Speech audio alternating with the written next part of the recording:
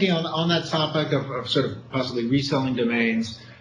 Given that the costs are high, if we think about these entrepreneurial examples, not taking your existing brand, but launching a new community, launching a new brand with a TLD, what do you guys see as some opportunities for raising money? Do you think people are going to, simply need to go to a venture capitalist and say, here's my business plan, or that maybe with the right business model, you're going to recoup it quickly from reselling domains? Any ideas or observations on that?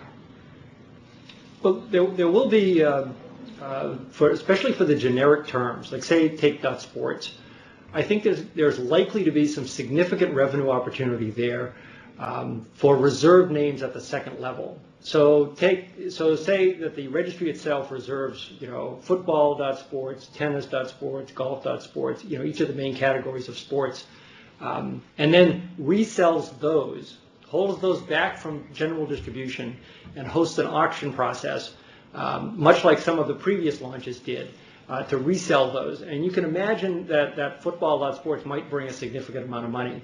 And that kind of thinking on the generic side, I think, can help fund the initial expenses of getting the registry together.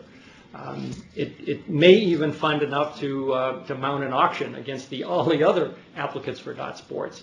But of course, you won't know that until you get into it.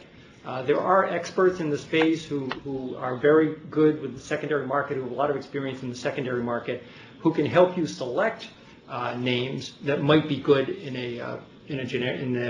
for a reserve list that you might want to auction off. I don't see this as a revenue opportunity for the brands, nor do I really see brands as really concerned about raising a lot of money by selling domain names. I think they're mostly into this for the branding aspect, which I think is correct. But the generic ones, I think there's going to be a lot of opportunity there. Can I just push back a bit on that one, Roland? I can imagine circumstances in financial services or other consumer-facing instances where the idea of providing a personalized brand site.brand, your name.brand, David.bank. Right.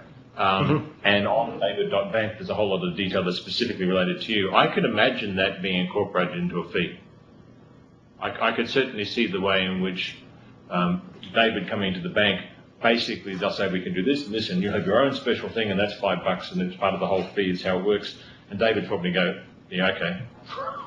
Right. So yeah, I can't imagine. True, Paul. I mean, well, and I'll just offer an additional perspective, David, on your question.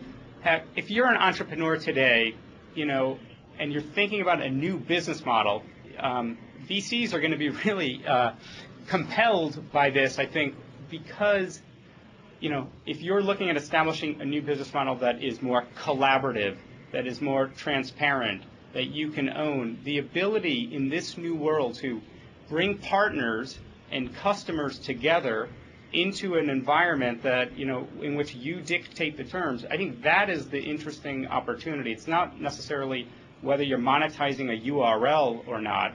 It's whether you're creating a long-term sustainable business that brings consumers, partners, and brands together with a sense of vision and purpose. And actually, I think the thing about .brands is it could be a long-term platform. And so if you're starting out, this would be a logical play.